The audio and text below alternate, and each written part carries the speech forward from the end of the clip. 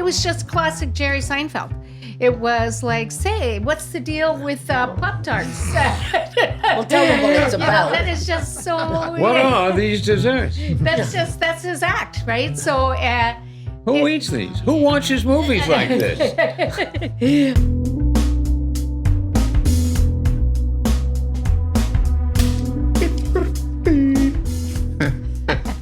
The little theme song. Hello. Welcome to this episode, I think it's 71. 71, yeah. Yeah, of What the Flicks podcast. My name is Susan Ayers. Patty Smith. Lon Shima. Jorge Sanchez. Bob Nick Shields. Nick Shields. Okay, so our movies today are Unfrosted, Mississippi Burning, St. Jack, Gata Kusti, and Baby Driver. So we're starting with Unfrosted, and that's me. So I couldn't believe the reviews I was reading on this movie, like when I was going to see if I was going to see it, right? It's like the worst. But it was like, so I watched it. And I thought it was really great. I figured that Jerry Seinfeld had pissed somebody off. You know what I mean? It's maybe the stuff he's been saying or something, because it was just classic Jerry Seinfeld. It was like, say, what's the deal with Pop-Tarts? Well, tell them what it's about. That is just so... What are these desserts? That's his act, right? So... Who eats these? Who watches movies like this? But it's like it was. Well, I love Jerry Seinfeld. I love what's his name, the one he writes with. Larry David? Yeah, Larry David. Yeah. You know, I love their sense of humor. I like the things they talk about. I think it's really funny. Anyways, so I was like, talk about it's funny because sometimes, to me, a lot of times you watch movies because you want to be entertained. And it was just funny. And that was great. It was very light, especially with some of our other choices this episode. Put your You mean the good movies? Yeah. But anyways, so this movie, Unfrosted, is based on a kind of true story. It's a kind of true story about how the Kellogg's company and Post in 1963 were in a race. What's the matter?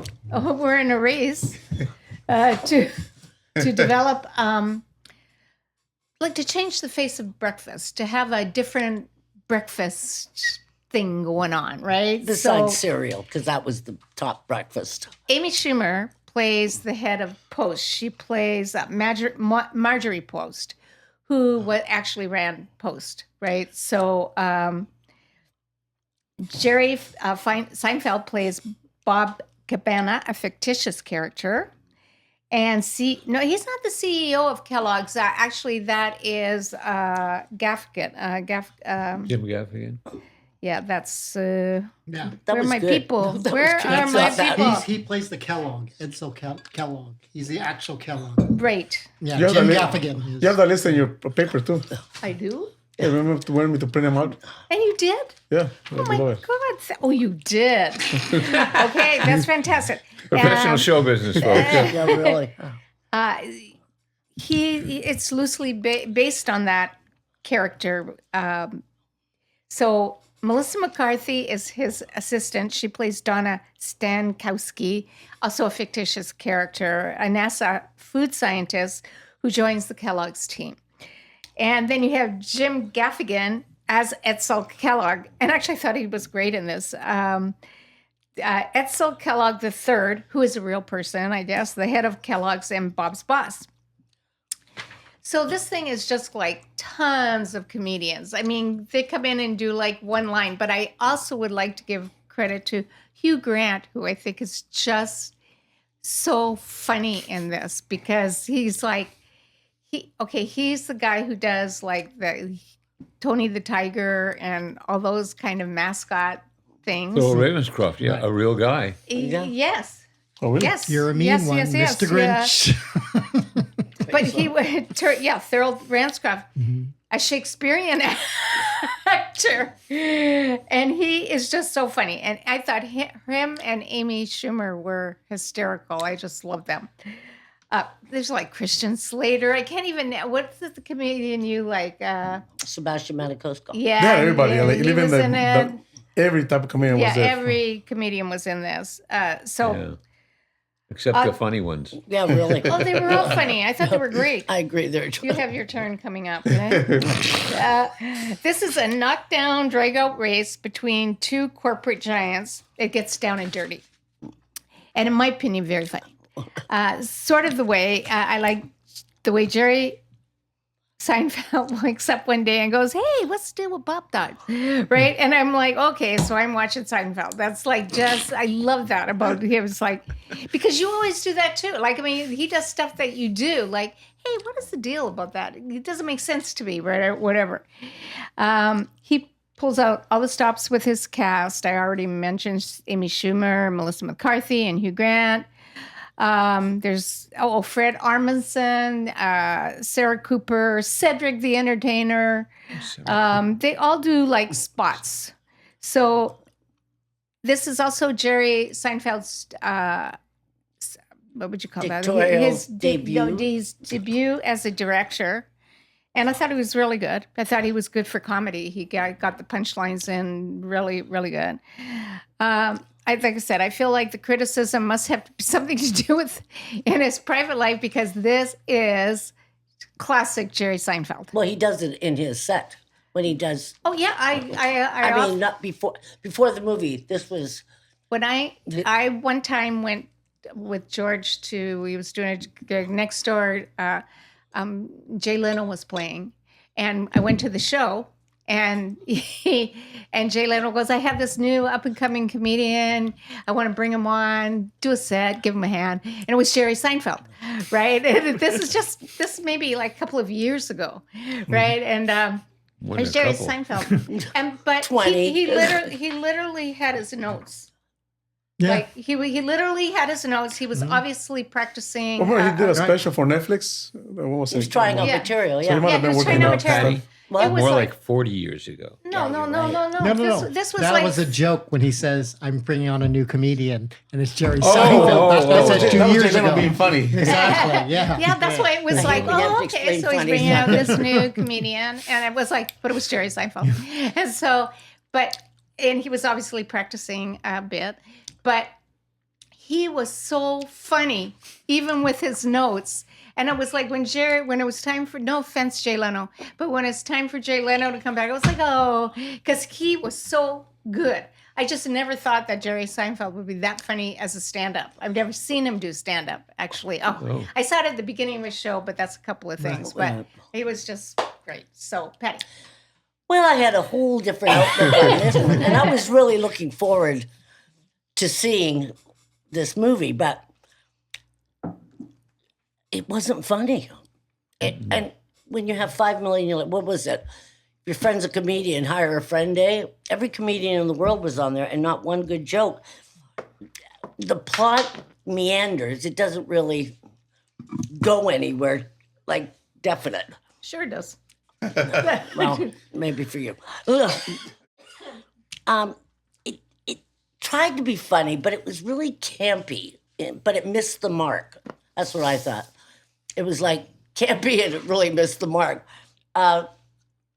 They could have done a way better job if it had been a more solid plot, and then bring in the jokes, because that usually makes something serious. You have something funny. I did not like it. Yeah.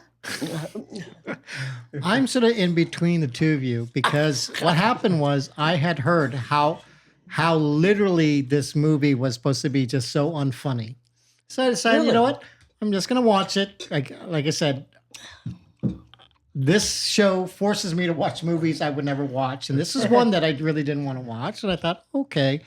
I had no idea that this was one of these all-star movies again. So It was Amsterdam all over. and I had almost the same reaction. It's like, you know what? I'm going with the plot. But the thing was for me, being my age, I'm 64, was the nostalgia part of it. Because I said, oh, I remember these characters, the Post, I remember the Kellogg cereal. That was the generation I was going. I was like those kids who were dumpster diving, basically, right? For Pop-Tarts. I don't think we mentioned it, but we are talking about there was Pop-Tarts that they Right. invented. Yes. Yeah. Okay. Well, track pops at one point. But, and that was one of the funny scenes. For me, it was Walter Cronkite, first of all, using silly putty, and then literally pounding things and saying certain things like that made me laugh. So there are things that, because of who they were representing and that time period, I sort of liked. It gave me a nice nostalgic feel. But I agree with you. It's like, this should be so much funnier. Why isn't this funnier to me? Yeah. Because of all the talent that they had in there.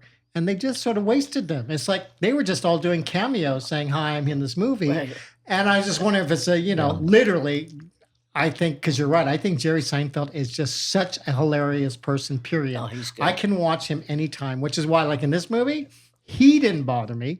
It was the other things that bothered me. In fact, even Melissa McCarthy, who I found funny, she bothered me in this movie too, because I thought, and then it's like, is it going to get there? Is she going to tell a joke? Right. And it wasn't. So to me, it was all the character stuff. And like you said, for example, I do agree with you. I think Hugh Grant is he was hilarious. great. Yeah. And even like Seinfeld's direction, I don't know who was writing. There were 4 writers on this. So I don't know who was writing certain things. But I thought, for example, there is sort of there's a protest. And Hugh Grant's character shows up. I immediately started laughing because of the way he looked. And I knew exactly what they were doing a satire on, right? And I said, that's actually sort of fun. I like that. Only because the hat he was wearing was tiger striped still, right? And he's playing Tony the Tiger. He was basically telling all the mascots that we need to get more money because it's us who's selling these cereal, blah, blah, blah.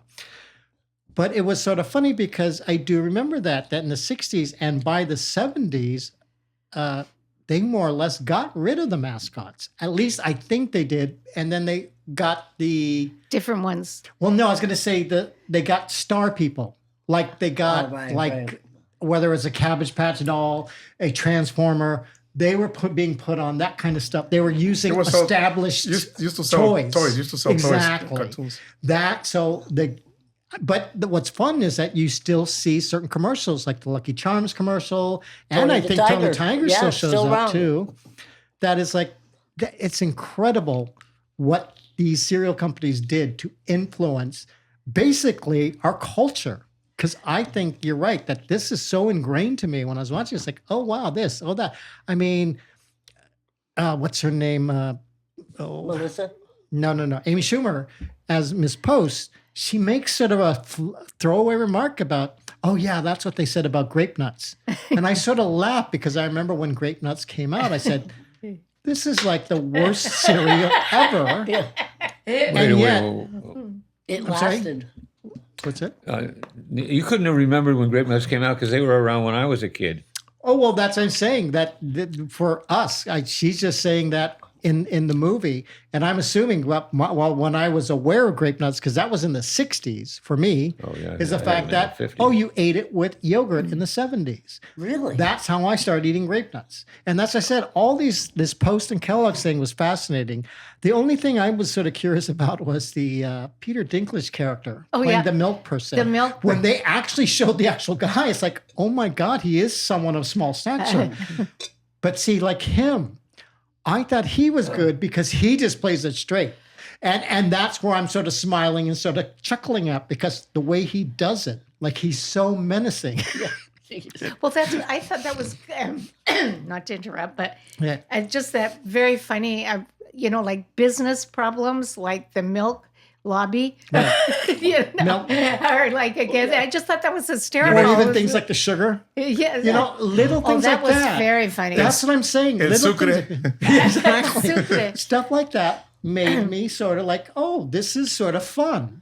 But it's just like, I just wish, like I said, I just wish it was funnier. They really could have hit home, but I was not I didn't find this a bad movie the way everyone said it was, but I know the reason I liked the movie was strictly because of nostalgia. It's like, I know this time period, I know these people, Right. all like the characters, so it's just sort of fun, and even sort of throwing the mentality of that time period, in there as well. At least they kept some of the modicum of, like, even I think what's her name, Melissa McCarthy's character says, "Oh, come on," like she's offended at one point because he goes too far, and it's not even like that bad, right? But yeah, the fact that they even mentioned Deputy Dog, it's like, I want Deputy Dog. That made me laugh hysterically because growing up in Virginia, that was like the number one cartoon that Deputy people watched. Dog, yeah. And it was so funny because, like, I never heard of it because I just had come from Hawaii. I never heard of Deputy Dog, but people in Virginia, I remember going to school and boom, they turn on that. Oh, let's watch Deputy Dog. They come. It's like, wow. So they really knew their research about what was popular at the time, this and that. So, like I said, if you want to see what the 60s were like, I said, this is sort of a good idea, but it is with that wink of the eye, with the, 2020 mentality. Yeah, I would say early 60s. I know it's 1964, but it feels like the early 60s as opposed to later 60s, because the early 60s is more like the 50s.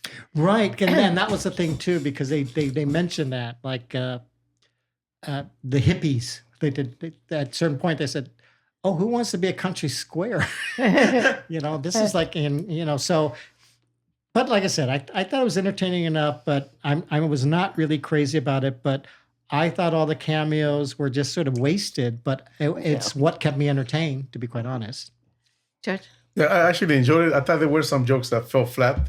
Like there was the three characters that everybody they didn't like that much. What's that? Jack LaLanne, the German guy, and Chef Boyardee.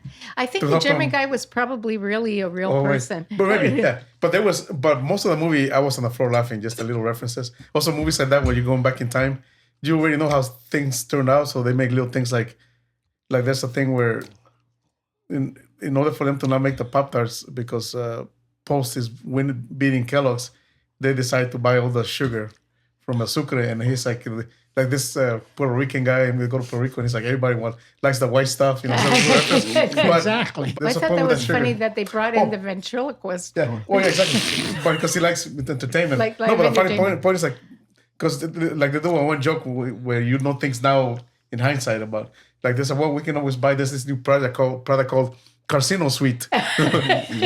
Everybody knows all those things. So they went through the references. I like that they had this. They hired an advertising agency, and it was the actual Mad Men guys. And they have the actual actors from the show. They're playing the characters, and they want to come up with these erotic names for the cereal too. Obviously. That was John Hamm, right? John Hamm, Yeah. And John Slattery. Yeah. I said both of them. Yeah. I like the protest had me on the floor laughing because I knew the reference they were making too. I thought that was so funny. And also like this little things like they were having the meeting of the cereal families, and there's like that was sort of intriguing. There's Kellogg's, General Mills, Quaker Oats, and the guys say stuff like that. And the food of the pastry has been provided by Keebler Elf and this little guy in green in the back. So they had that kind of childish humor, but it had also very clever humor, and then it had kind of really ridiculous humor too. So I gave you everything. Where sometimes I was like, I don't know about that one, dog, but most of it was I was on the floor laughing, and I really like Seinfeld. Jerry Seinfeld had me laughing. Hugh Jackman, Hugh Grant. The Jim Gaffigan was really funny too. Yeah, he was great. Amy Schumer Schumer had moments for me. At times she was really funny. At times she had me on the floor laughing. At times she fell flat, but it was the writing, obviously. So, but most of it, I say, I enjoyed the movie. Okay, I gotta figure out how to approach this because Straight on. I love these people at this table. Well, I didn't make the movie. This I know, but I don't want to be putting down your taste and stuff like that. Well, that's all right. I would say this is the absolute worst movie I've ever seen in my life. And one of the reasons is that what George and Lon were just talking about is the references. None of the jokes were funny; they were references, and you laugh at references now. Ever since they started coming out with the Scream and the takeoffs on the horror movies and stuff, it's all this is supposed to be a joke, but it's not a joke. It's just a reference. Oh, I know what they're talking about there, and it's not funny.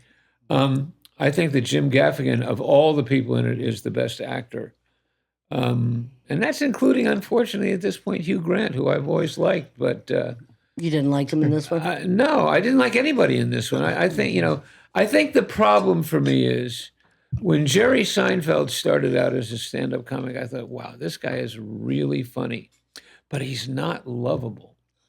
And the comics who've lasted a long time, there's something lovable about them. And Jerry Seinfeld started out as kind of acerbic, etc. His observations were interesting, but then they did the series, which became such a huge hit. But I thought that the last episodes of the Seinfeld show were offensive. I couldn't stand the people from that. I thought I think that was the whole point. But I think like Larry, but they were passing. What made them any better? They were passing judgment on people that they had created. We'd learned to love, and then they just say, "Oh, they're all just a bunch of scumbags." But that's kind of like Seinfeld does. I thought he acted better in Seinfeld than he did in this movie. Well, nobody was doing any acting in this movie. This was just all, right. I think hey, show up and be yourself. Oh, yeah, look, it's so-and-so. I recognize them from such and such. Reference. But not one. I mean, I was sitting there with this stone face. I'm saying, there is absolutely nothing that's funny in this. No. Absolutely nothing. I've never seen it. I don't remember anything. I think maybe I've seen other things that were this bad. I wanted to actually start by saying, Lon, this is bound to be somebody's favorite movie based on was it Dwayne who said that about the worst movie you've ever seen in your life? No excuse for it being made is somebody's favorite movie. Absolutely. So to whoever's out there who says this is their favorite movie, God bless you. But it's not mine. It reminded me a little bit of Don't Look Up. Remember that movie? What? Don't Look Up. Donald with Sutherland? the meters coming down. It was a comedy came out. Jennifer Lawrence and We did. Leonardo DiCaprio. We did that. Yeah. He kind of had the thing, all-star kind of. Don't Look Now is the Donald Sutherland movie. Yeah. You're talking about. That's a great movie. And you know what? I never got that movie. Oh. I was spacing out to that. I had another point I was going to make. But what's the, Don't Look Up was the... I actually thought was more entertaining because you had the plot, the right. story, Oh, and I the love that satire movie. was I all like the there as movie. well. Love that movie. You know who really impressed me in this movie, though? There's one guy who plays both Walter and Cronkite Oh, my God, and yes. Johnny Carson. Yeah, Kyle Dunnigan. Yeah. I was like, my he was so God. good. Because that's what I said. I didn't realize he was playing Johnny Carson, but just to No, I me, didn't like either. I I said, kind of put two and two together and realized, it must be he's playing Johnny the know Carson. who he was scene, playing. the scene where he, like I said, played Walter Cronkite with the silly putty. At first, I'm thinking this is sort of silly. Then I'm sort of laughing, and then I'm like laughing out loud because, and like I said, this is the satire because of I know who Walter Cronkite was as a reporter. He was like the most respected news anchor, He was the I think, best. of my generation, He was the of my best. younger generation, I should say. And so He's still he the was standard. he was the voice of like America. So everyone believed. So when he's the one who comes out and also says, "Oh, this is Pop Tart," it's like I get it says this is completely. what? That this is Pop Tart. Remember, because he Pop-Tart, yeah. because he He reads reversed off it. the silly putty. You're right, and Shall I we- thought he was just really good, though. I thought he was very good. But I thought a lot of people were good in what they were doing. I just didn't find it funny because they weren't really given anything And that funny was to the whole do. point of the movie, to be funny. Shall we do our thing? I thought that the people in it thought it was funny. I just did not agree with them. Okay. I'll give it a 5. I gave it a 4. I knew you were going to lower than me. I'll give it a 7. You don't want 8. Okay. So we'll be We'll be back. we'll be back next week.